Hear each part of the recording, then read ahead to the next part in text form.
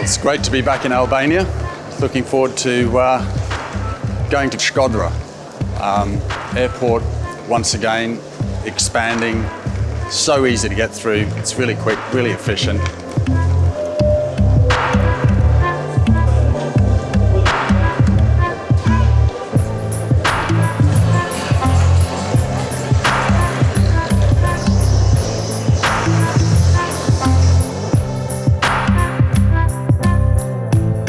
Ke pi raki? Raki? Raki.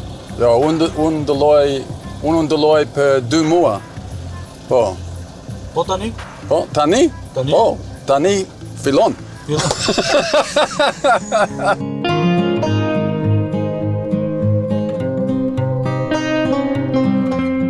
The south of Albania is famed for its stunning beaches, while the north is best known for its dramatic mountain landscapes. But northern Albania offers far more than just mountains, spectacular though they are.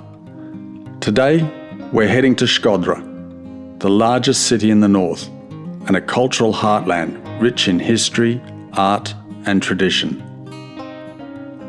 The first sight upon arriving at SHKODRA is its impressive castle, perched high on a commanding hill.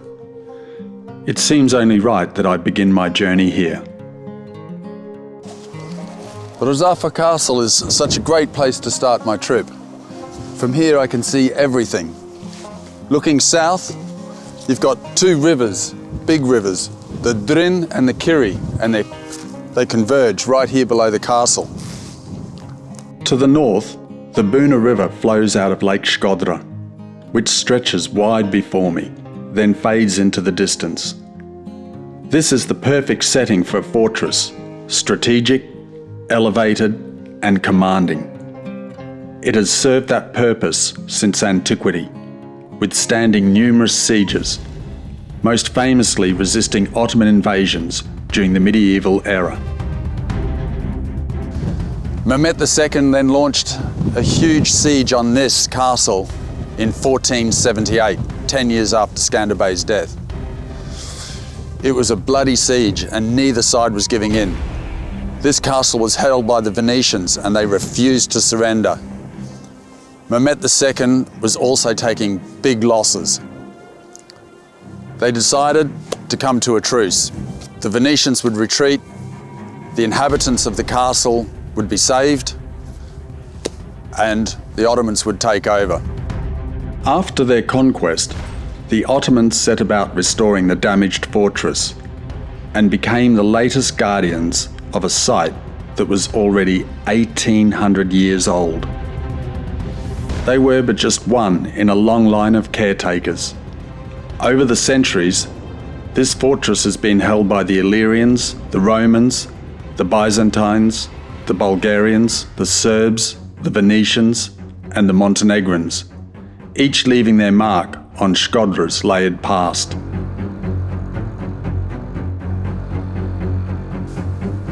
On this hill was the last stand of Genti, an Illyrian king, the last Illyrian king. There was a fortress here. The Illyrians, they loved a bit of piracy, and the Romans, they always disliked it, their ships being attacked. So they decided to put an end to it. And this, after many battles, Genti was chased down to his fortress here. He was eventually captured, and that was the beginning of Roman dominance in this area, 168 BC. He's also believed to be the only Illyrian king that minted his own coins. And when you pick up a 50 lek coin, have a look on the other side, and there you'll see Genti. I think that's a fitting tribute to him.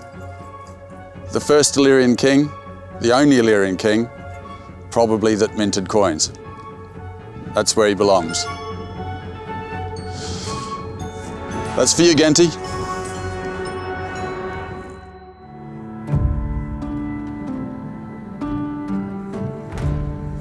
There's a legend attached to this castle, a famous legend, and the reason why it's called Rëzafa Castle. There were 3 brothers in the long distant past. who were building the walls. But every day when they returned, the walls had collapsed, and they'd build them again. The following day, they'd return and they would find them collapsed. They didn't know what to do. But an old man told them the way to fix the problem was to bury one of their wives alive into the wall. He said, the following day, the first wife to arrive with your meals is the one that you are to bury. But they had to swear an oath to each other that they couldn't tell their wives. Unfortunately, the two older brothers told their wives, and the following day, the younger brother's wife appeared with their meal. Her name was Razafa, and she was told her fate. She took it without resistance or crying and was buried into the wall. But she said, I'll do it on one condition, that a hole will be left in the wall for my eye to see my child. A hole will be left so my breast can feed him. Another hole for my foot to rock his cradle, and another for my hand to comfort him when he's crying. So somewhere in this area, in this part of the building, when you enter the castle, it's believed that she was immured somewhere here. And people say that today, milk still seeps from the castle walls. The first time I heard that story, I thought, well, we always believe some part of a legend, and there's always some sort of truth. But when you come here and you see this, it's like milk running down the walls. Razafa, forever captured within inside her castle.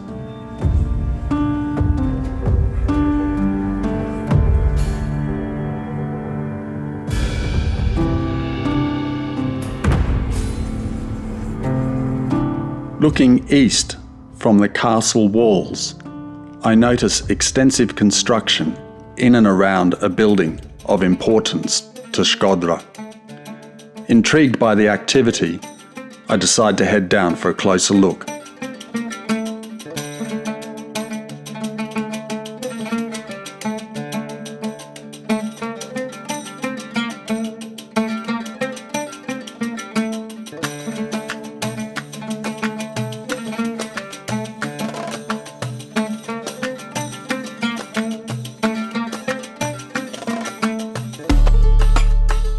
Well, here we are down on ground zero at the lead mosque, shume e plumbët, in its Albanian. They're doing a massive project here with being funded by the Turkish government, because this mosque is so important, and it's great that it's being brought back to its original condition for the people of this community to worship in, and also it's going to be open for tourists to come and see. The symmetry of the mosque is what gives it its beauty, and every stone is very similar in size. All the stone came from a village called Guriazi. It's about 2 kilometers to the the south. And the stone, the legend is the stone was passed hand by a human chain. They probably used carts, I think. But it was built in 1773 by the local ruler of this area, and he lived in the castle up there, Bushati. The engineer that was in charge of this project now was telling me that the building was so well made that the foundations had no problems whatsoever. I've been coming to this mosque for years. I've been inside many years ago, lucky me. Lucky you guys too, because it's going to be open to the public outside of worship times if you come to SHKODRA. But many times when I've come, this field all around us has been flooded with water, because you have the Drin River coming down the side here, and the Kiri River also, the confluence is just slightly upstream. So when it rains and the snow melts, this whole area goes underwater, and so does the mosque. He was telling me that the floor of the mosque had silt about 50 centimeters under the floor before they put concrete on it after communism. This mosque was closed during communism. From 1967 onwards, it was illegal to practice any form of religion, and this mosque closed. The imam of this mosque was imprisoned, as was the Catholic priests, the Catholic Church is just the other side of this hill. This was the old city of SHKODRA on this side of the mountain, of the castle. On the other side is where we'll find the new city and the lake. But this is where the first city was. These walls, I'm told, in this particular area that we're standing now, go down 40 meters into the ground. The membrane is a concrete plastic that is about 60 centimeters thick to stop any moisture coming through and destroying the foundations of this mosque. As you can see, it's below the level of the land around it, because over the years, with the silt building up, this field has increased in volume and come up above the mosque. He said the mosque was so well made that there was no damage to it whatsoever. They had to rebuild the minaret because in 1967, it was destroyed by a lightning strike. Many people say it was destroyed by the communists because it's the same year that religion was banned. But the people of this community will tell you that it was actually rufe. It was a lightning strike that hit it. So they had to rebuild it. Interestingly enough, they had to use photographs to replicate that minaret. And where did they get the photographs? From the Murubi Gallery, one of the great collections of photography in Albania, which we'll be visiting later. And that's a good point to move on to that after we've been inside this mosque. Two more interesting things about this mosque. One is, I'm a big fan of Edith Durham, who's an English writer. She came to this part of the world in the early 1900s, traveled a lot through specifically Northern Albania, but other parts as well. She was so loved by the Albanians because she stood up for their independence. She voiced her opinions to diplomats. Back in London at the conference there in 1912, she stood up to say Albania is a country and it needs to have its own identity and its own sovereignty, which a lot of the other international powers weren't in agreement with. She also started the Anglo-Albanian Association with another Englishman. So she was allowed into this mosque. There were lots of consulates here because this was an important city and a lot of foreign consulates. And a lot of the consulates wanted to get inside that mosque to see it because it's such a special mosque. It's unique. There's no other mosques like this in Albania. It's Ottoman in its design. Bushati wanted to have a mosque that was similar to the regal mosques of Istanbul to show his prominence and importance in the area. That's why it has this Ottoman architecture. It's not like the one in the center of Tirana that is much more Albanian in its architecture and other older mosques in Albania. This is very unique. It's a beautiful mosque. The symmetry is fantastic. The consulates were very upset that they weren't allowed in, but Edith Durham was allowed into this mosque. She was invited in. And to show how much the Albanians respected and loved Edith Durham, they said that she didn't have to take her shoes off when she entered this mosque. She did, however, take them off. She's a polite woman. But that just shows how much they loved her.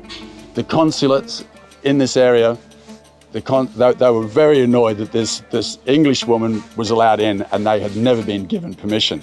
That makes it really special from a British perspective. But also, at the collapse of communism, there was a massive gathering here at the end of 1990. And there were people from all different faiths, the Orthodox, the Catholics, the Muslims. They all gathered here. And the reason they gathered here was they were excited about soon to be able to practice their religion, and they wanted to get on with it as soon as possible. So there was a big meeting here. This mosque was the place for it. There was prayers were held here at the 1990 by an imam called KØTU. He'd been imprisoned for 23 years prior. 12 days or 10 or 12 days before that, the Catholics actually had a mass on a desecrated cemetery just the other side of this hill. So SHKODRA really is the birthplace of religion resurging after communism, and this marks a very important place for that, for the meeting and then also for the first Islamic prayers that were ever held. I'm so excited at what's going on here. It's just, it is an amazing place, and this is going to be fantastic when it's finished. You guys are lucky to be able to go inside this when it's finished, because to get inside, even when I first came here, it was a matter of luck. And I was lucky that day when I came and I was allowed in. So come up here to SHKODRA and check this out. We're going to go inside now and have a little look of what's going on in there, and it'll be finished in June this year. Get your tickets. Let's go.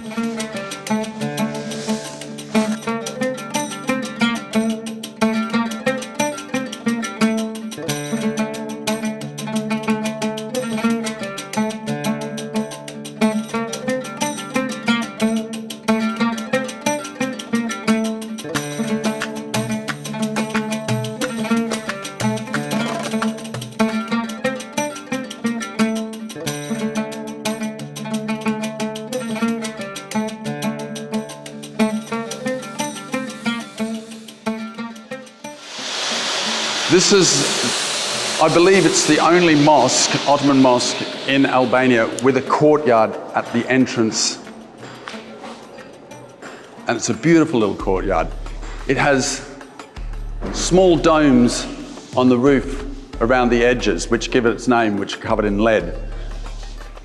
In 1916, this whole area was once under Austrian control. And when they retreated in the First World War, they stripped the lead off this mosque and took it with them. It's got a new roof today.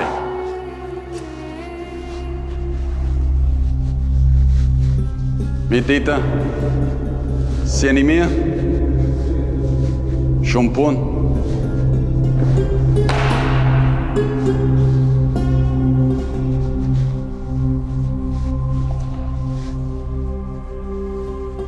It's just gorgeous. It's very simple. It's all symmetrical.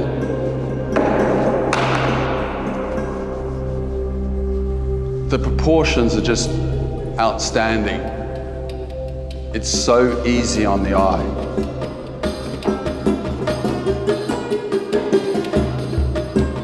It's just gorgeous. The reverberations in the dome make your voice feel like God's speaking to you as it comes back down. It's a wonderful experience. Let's go to the Marubi Gallery because that's where they got the photograph for the minaret.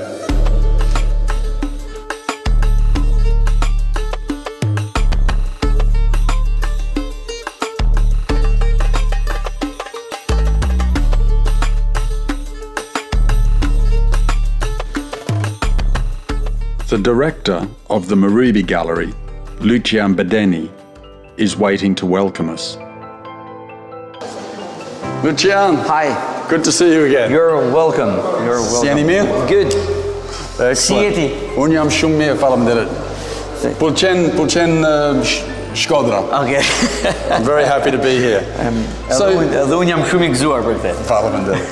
So, tell us a little about the gallery, the Marubi Gallery, when it opened and the history. The Marubi Museum was quite a new one, but the collection is one of the oldest photographic collection in the Europe. Yes. So the museum was inaugurated in 2016, and from that moment we developed here different programs. Yes. So one of the program is the exhibition program. Yes. The temporary exhibition program.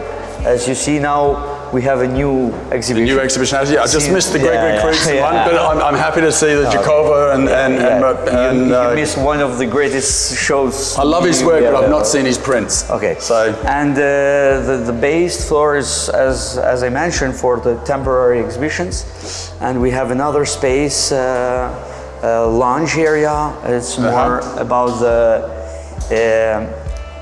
exploring books and the history. Exploring books. It's a part library. It's another part with touch screens and a relaxing place as this courtyard. I've spent a good half hour out there sometimes with a book.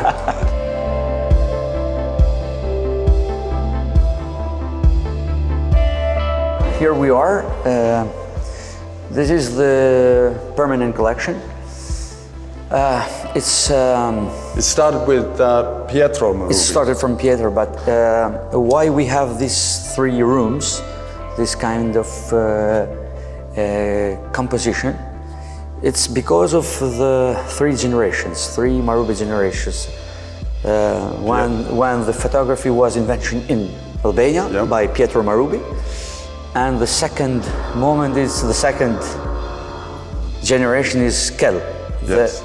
the son of his gardener. Yes. And he adopted him, yeah? It's a kind of adoption, like yeah, it's a apprentice kind- adoption, yeah. yeah.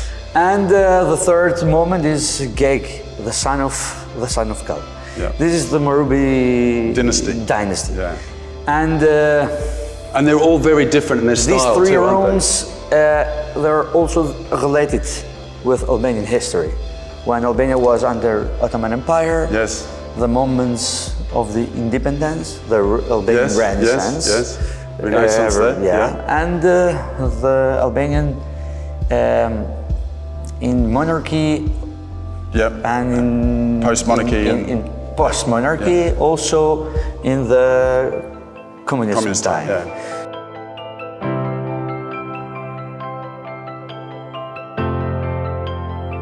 Lucian kindly guides me through the exhibits in the permanent collection.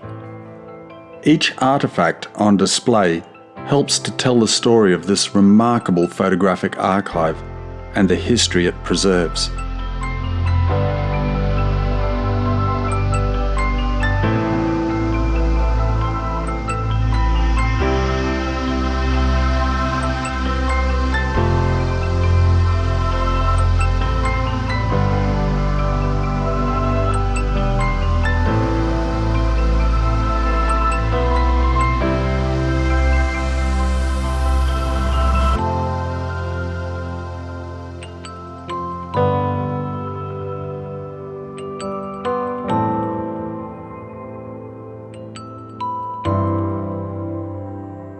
To continue talking about the Kel, this is one of the most important images in our collection. This is one the here? Declaration of that's the, the declaration.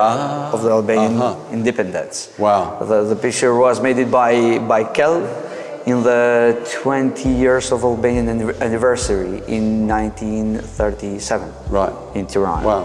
When the document was exhibited, I think, for the first time after. Do you know where that document is now? I don't know. No. So The photographs are here. So that's we're lucky, we have the photography. So this is great. also the first Albanian parliament, 1921. Wow. A photography. There's a few important men in there that played their part in history. Also this photography, Prince Vid. Oh, that's Prince Vid? Yes, Prince Vid with his wife greeting the people in Durrës. That's really interesting. Was that was a hotel, or that was where he lived? This was the residence. That was his residence. In yeah, Durrës. I've never seen that. I've never seen that. I think this is not anymore. Yeah, no, it's not. No, the building's not anymore. It's not That's why I've never seen it. Yeah, and I always imagined what his residency looked like. That's fantastic. What a wonderful thing to see. There he is there. Vid. Yeah, he didn't last long to wave. He was gone soon after that. With his wife, Sophie. Sophie, yeah. Wow. Yeah. It's a big building, isn't it? Prince Vid was a minor German royal who was installed as Albania's monarch in 1914 to stabilise the country in its early years of independence. His reign was limited and lasted only 6 months due to political unrest and the outbreak of World War I. That's fantastic. Lucian, thank you very much for your time today. It was my pleasure, as always, and you're more than welcome. Thank you very much. The temporary exhibitions here are always worth a visit, and today I have the pleasure of viewing one curated by my friend, Lech Jaloshi. It explores the work of 3 Marubi photographers and their connection to a socialite's home in SHKODRA. But how wonderful it is to see that this archive now has a permanent home, and one that honours its legacy while inviting new generations to engage with it.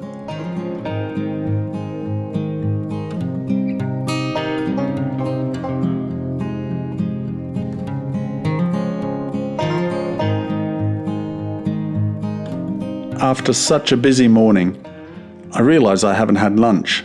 Hunger begins to set in, so I decide to go somewhere perfectly placed to take in the views.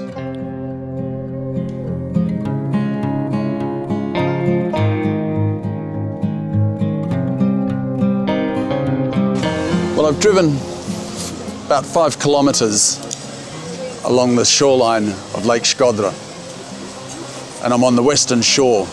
It's a massive lake, the largest in the southern Balkans, 200 square miles of water, and a large mountain right behind us, Tarabosh.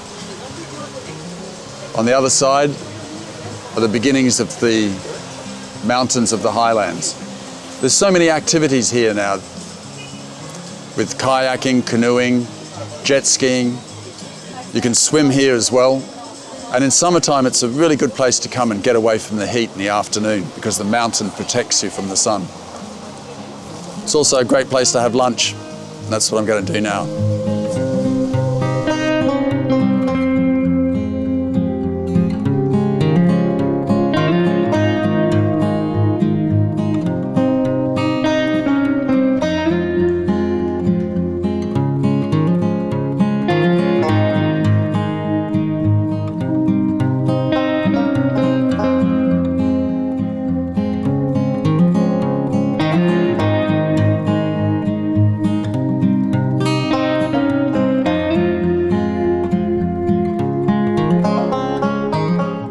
Široka is such a peaceful, relaxing village, known for its stunning views across the lake and its natural beauty.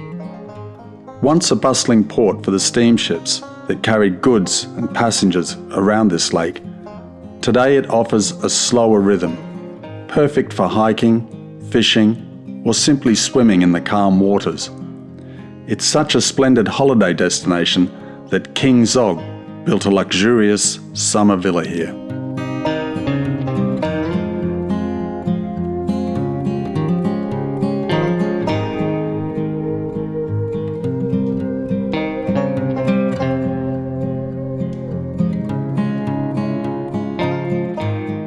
After a delicious lunch, I take a stroll along the newly built promenade, a perfect way to digest and soak in the scenery before setting off on my afternoon adventures.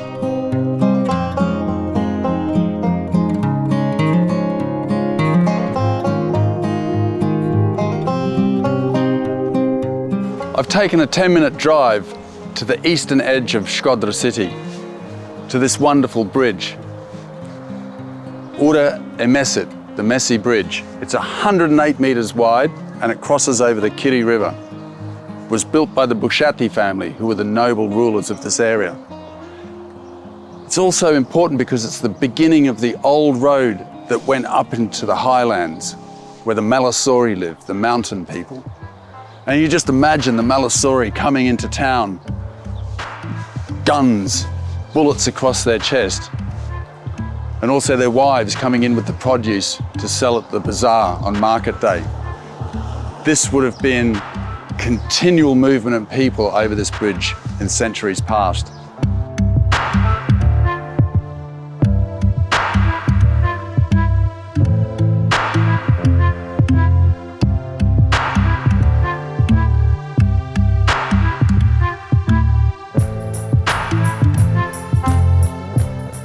I have an appointment back in SHKODRA to meet up with an old friend of mine, Nico. We're meeting in the central precinct of the city to go on what's known as a giro, a traditional afternoon stroll where locals walk, talk, and catch up as the day winds down.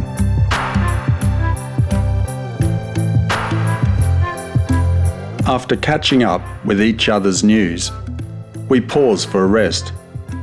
It's the perfect moment for me to ask Nico what it is about SHKODRA that has captured his heart. I love it. I love it. To be honest, I love it. You know, I think it's the only city which can give you everything. You've got mountains, you've got sea, you've got lakes. That's true. You get everything. Mountain, you got, You half hour in high mountains and half hour in seaside. What else do you want? And a beautiful lake. Beautiful lakes, nice big rivers. So it's perfect. That's perfect. true. It has got everything within reach. Perfect. And it's got a lot of culture and art here too. That's it. That's it. It's vibrant, very vibrant. That's why I love it.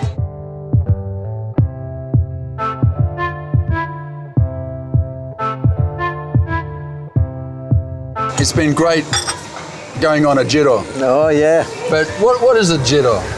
You know, people, I think, probably come a little bit from old tradition. Even our parents, everything in the evening, they going just to pass the time, going from that place about 2 yards other side, just going around and around, nothing. It's and just a after, walk, isn't it? walk, It's yeah, like an evening walk. Yeah, evening and to walk. socialise. Yeah, to socialize.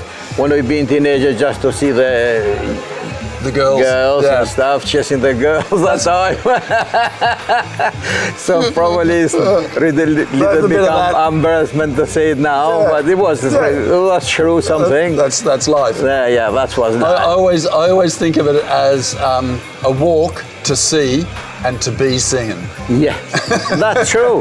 It was like that because everybody try to dress smart, you know, and look nice, the best clothes. And go in, and after you go for ice cream. With the sun slowly disappearing, it's time for me to check into Dritare, a charming reconstruction of the old-style inns that once welcomed travellers centuries ago. I always choose to stay here, even if it's just for one night. The attention to detail is remarkable and truly feels like stepping back in time. The hotel also has a restaurant set in a cavernous stone hall where an open fire pit serves as a stove. The food is just as memorable as the setting, and even if you're staying somewhere else in SHKODRA, I highly recommend booking a table for dinner.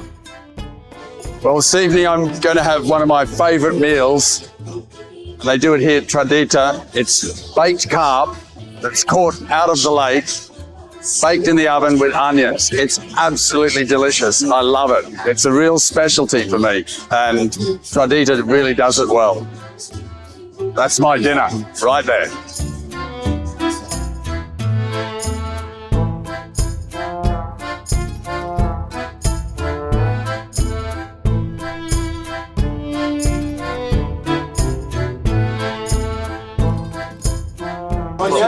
Pak chip, bit of onion there, and so it's all going to be baked in the coals of this fire. This is the real deal. A bit of hudrut, Yes. bit of garlic. So chip, onions, garlic.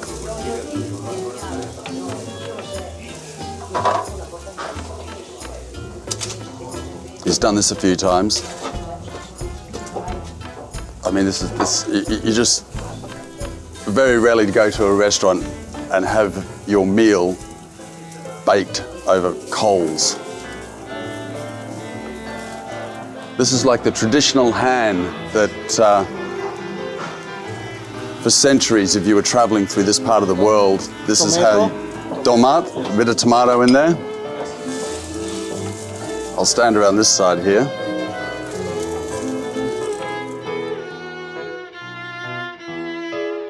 Bravo. I love this meal. In the colder months of the year, it's a real treat coming to Dritare and having baked carp.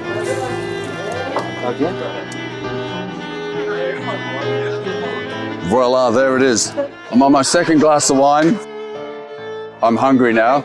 I'm looking forward to this. Thank you very much. Enjoy.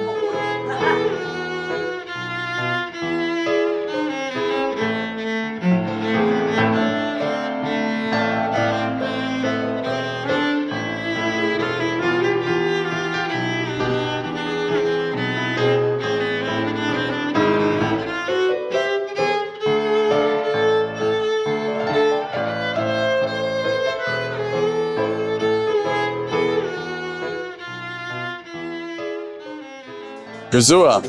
Cheers.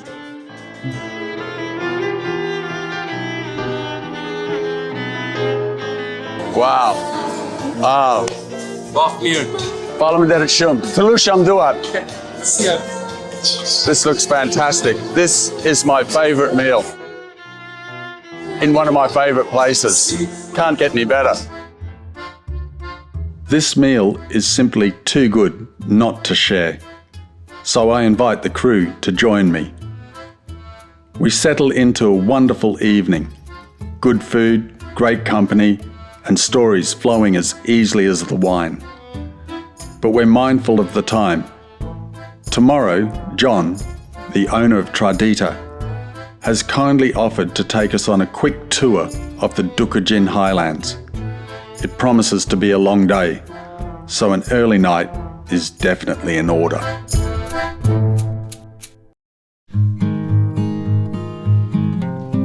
As we leave the city behind and wind our way up into the DUGAGJIN highlands, the landscape begins to change and the temperature drops.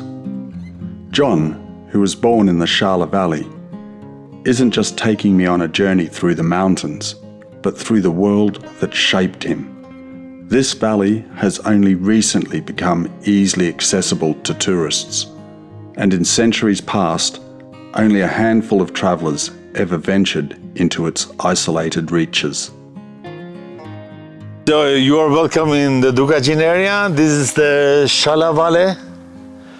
So in this area, the enemy, the occupator are never coming, never the Byzantines, never the Romans, but never also the Ottomans. So the people live here in the liberty, are so strong because of the mountains, because of the power of the mountains, energy of the mountains.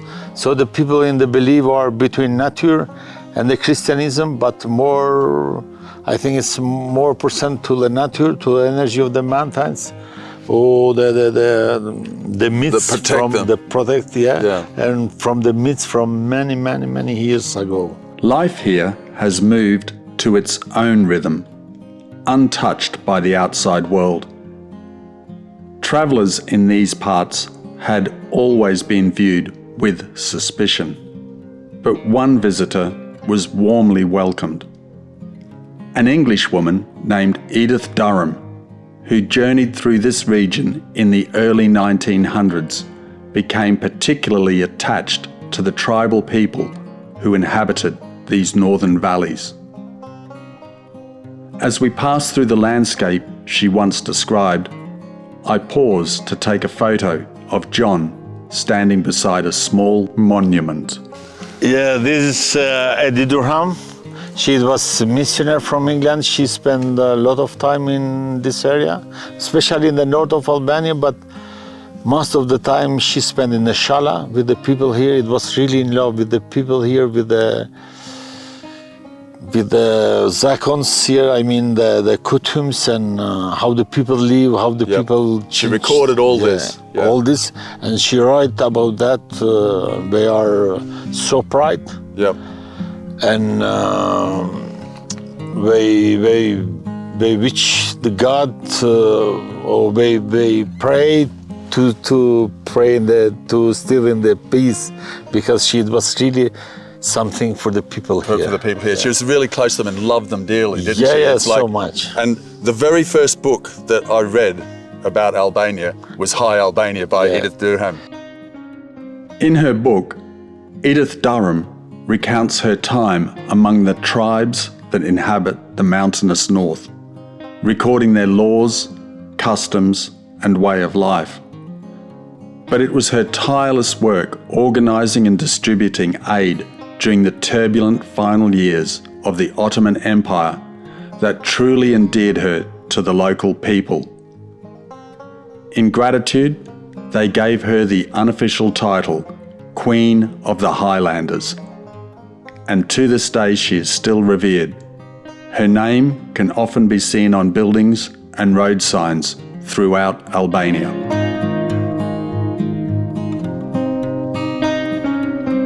The highly respected academic Robert Elsey identified over 60 tribes in this region of the Balkans, each with its own distinct culture.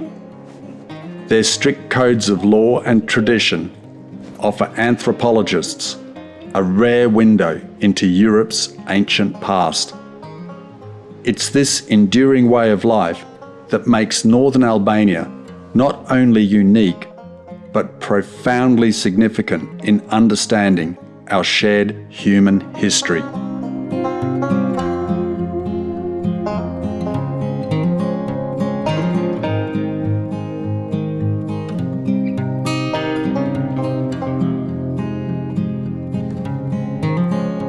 The day quickly slips by as I listen to John's many stories of life in the mountains, all while taking in the breathtaking scenery around us. My time in the north may be short, but the memories will last far longer. The landscapes are truly spectacular, but the north offers more than just beauty. It's a region rich in history, arts, and culture, and above all, in the warmth and generosity of its people.